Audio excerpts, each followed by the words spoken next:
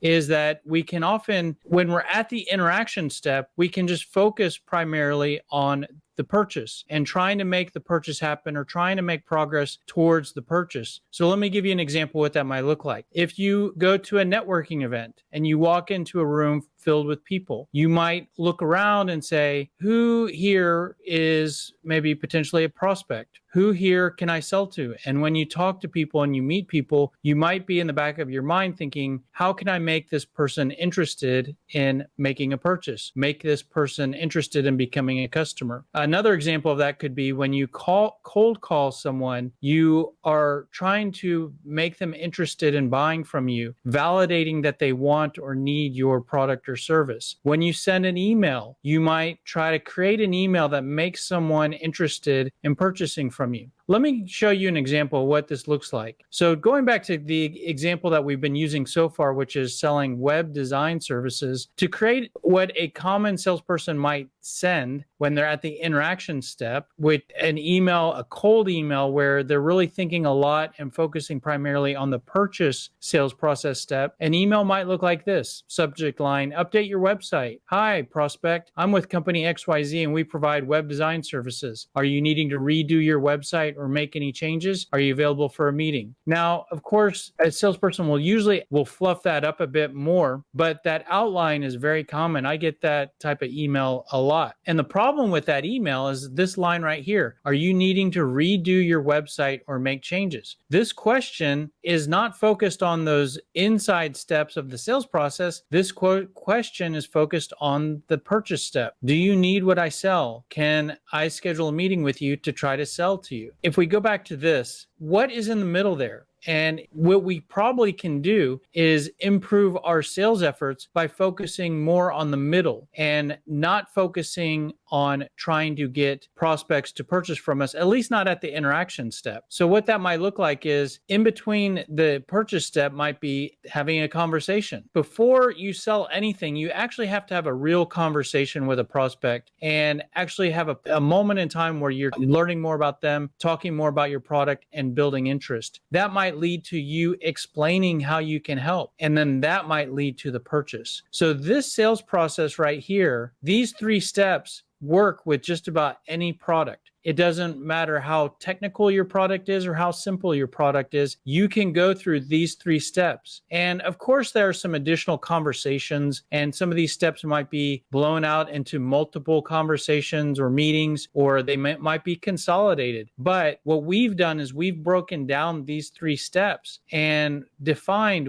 what you can do in each of these steps and try to accomplish. And by having more clarity around these steps, you can improve your control over the sales process, how you're managing leads through the process. You improve your ability to successfully move prospects from the interaction to the purchase step.